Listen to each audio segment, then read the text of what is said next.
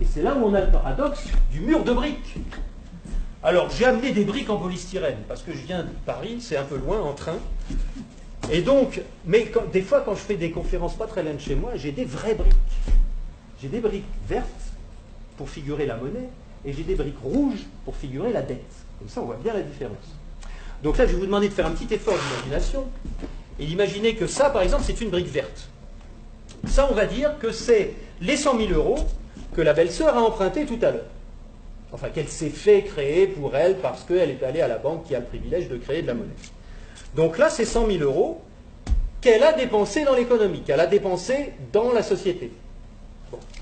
Pour avoir ces 100 000 euros-là, elle a signé son papier où elle s'engage à rendre 100 000 euros de principal. Et elle s'engage à rendre aussi 100 000 euros d'intérêt. Bon. Nous, on avait bien 100 000 euros au départ, et grâce à elle, on a eu 200 000 de masse monétaire, ce qui nous a permis de générer de l'activité et de générer de l'emploi. On a trouvé ça génial. Mais maintenant, comment elle va faire pour rendre ces deuxièmes 100 000 euros-là? Ben, il y a deux solutions. Soit elle est très performante, soit elle est très concurrentielle, soit elle fait des économies sur tout ce qu'elle peut et elle bosse 2 fois plus que les autres, et elle arrive à récupérer les 100 000 euros qu'on avait entre nous. Elle prend tout l'argent qu'il y avait dans la société et elle les rend au banquier qui les met dans sa poche.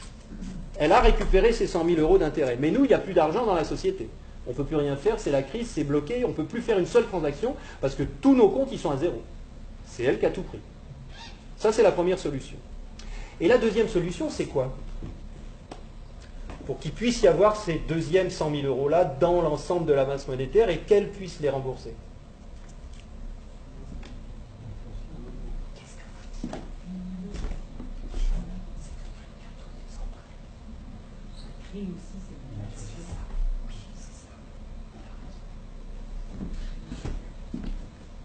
La meilleure solution, c'est qu'il y ait un autre emprunteur qui arrive, un nouvel emprunteur, qui aille voir le même monsieur banquier et qui dise, écoutez, moi j'ai besoin de 100 000 euros pour construire quelque chose. Du coup, il va se faire créer 100 000 euros, le nouvel emprunteur. Mais pour avoir ces 100 000 euros, il va falloir qu'il les rende. Et il va falloir qu'il rende aussi 100 000 euros d'intérêt. Donc là, on a 2 briques de monnaie et on a 4 briques de dette à rembourser. Comment on fait? Comment il fait? Alors elle, la première, comme lui, il a créé 100 000 euros, elle peut aller les reprendre, parce qu'ils y sont maintenant dans la masse monétaire, et elle peut les rendre au banquier. Mais lui, le deuxième, comment il fait pour rendre ces 100 000 euros-là, et comment il fait pour rendre ses intérêts au-dessus? Bah, soit il pille tout le monde et il arrive à vider les comptes de tout le monde pour les rendre au secteur bancaire, soit il y a un troisième emprunteur qui arrive et qui dit, pas de problème, moi je vais emprunter 100 000 euros. Mais en empruntant 100 000 euros, il s'engage à rembourser 100 000 euros de principal, plus 100 000 euros d'intérêt. Donc comment on fait pour rembourser les dettes ici? Sachant que si on rembourse toutes les dettes, il n'y a plus de monnaie. Et il en reste encore à rembourser. Donc pour rembourser ce qu'il y a au-dessus, il faut qu'il y ait encore un nouvel emprunteur qui arrive et qui dise, voilà, moi j'emprunte 100 000 euros, comme ça lui, il pourra, celui d'avant, il pourra rembourser ses intérêts. Mais en empruntant mes 100 000 euros, je crée à nouveau 100 000 euros de principal.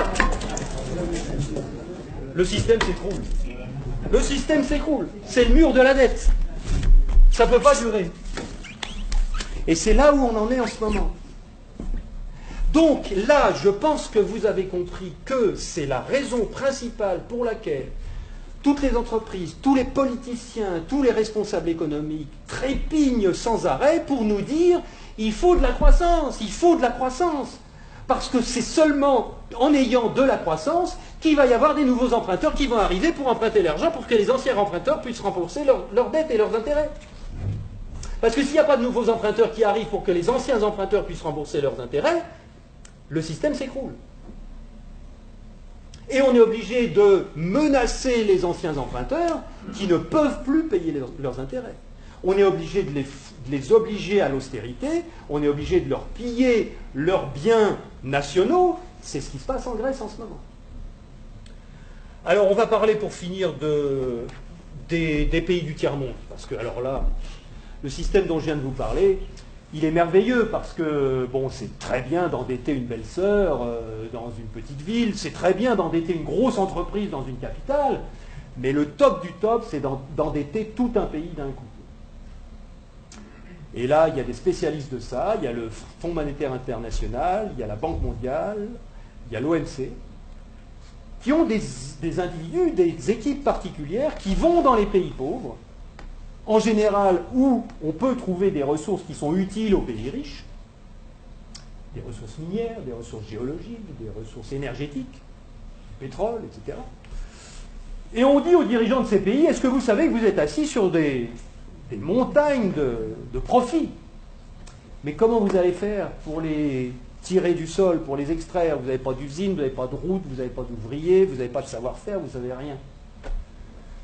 Et pourtant, Dieu sait que vous pourriez vous enrichir, et enrichir votre population. Ben non, on ne peut rien faire, on n'a rien, on n'a rien. Bon.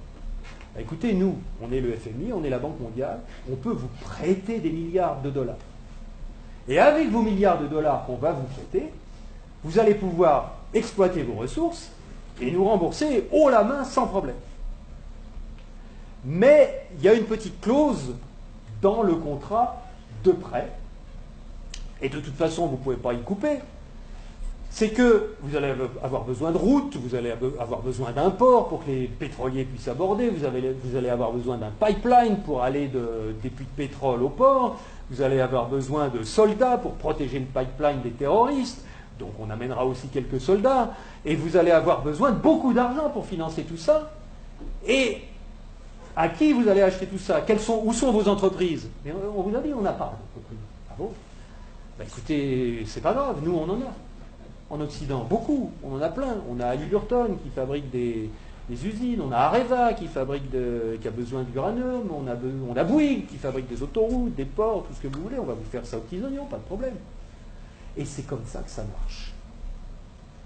On vous prête 15 milliards, sous réserve que vous fassiez travailler nos entreprises, et de toute façon, vous ne pouvez pas faire autrement.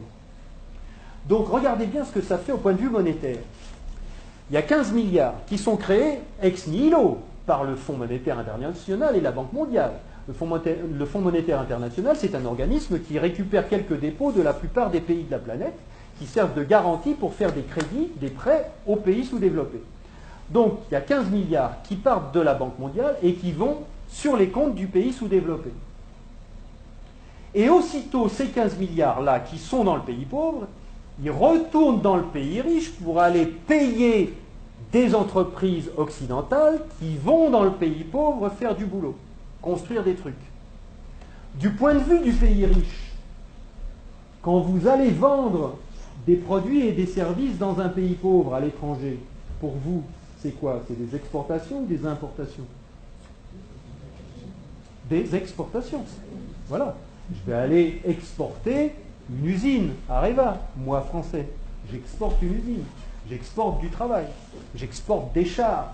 J'exporte des fusils. J'exporte des outils, de l'outillage. Donc, ce qui est génial, c'est que les 15 milliards qui sont partis des pays occidentaux, qui sont allés dans le pays pauvre, il y a des services qui sont exportés par les pays occidentaux envers les pays pauvres, et l'argent, qu'est-ce qu'il fait? Il revient dans les pays riches, les 15 milliards. Ils reviennent. Bon. Et donc les 15 milliards, c'est comme si on avait eu une belle-sœur qui avait emprunté 15 milliards et qui nous les distribue, puisque les ouvriers des entreprises des pays occidentaux, les actionnaires des entreprises des pays occidentaux, ils vont avoir plus d'argent grâce à ces 15 milliards qui reviennent. Donc ils vont les dépenser dans l'économie, ça nous fait des transactions nouvelles, de l'emploi nouveau, qui va ruisseler dans notre économie.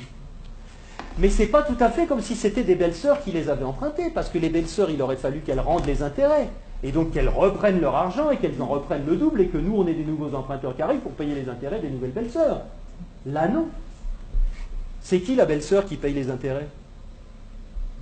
C'est les pauvres. C'est les pays sous-développés. Et donc on a été leur construire des trucs qui vont nous permettre d'exploiter leur richesse. On a eu de la monnaie en plus qu'on a créée nous-mêmes en la faisant passer par les pays pauvres, mais qui revient chez nous net d'intérêts. Et qui paye la dette, qui paye les intérêts, c'est le pays pauvre. Et ils ont deux solutions. Soit ils empruntent à nouveau le montant des intérêts pour pouvoir nous les rembourser, ce qui double leur dette. C'est pour ça que des fois vous entendez des présidents de pays sous-développés qui disent mais c'est pas possible, on l'a déjà payé 15 fois la dette, comment ça se fait qu'il faut qu'on paye encore? Ben, c'est parce qu'ils ne peuvent pas la créer. C'est parce que pour rembourser des dollars, il faut qu'ils les empruntent. Puisqu'il n'y a que nous, les Occidentaux, qui peuvent créer des dollars pour les endetter.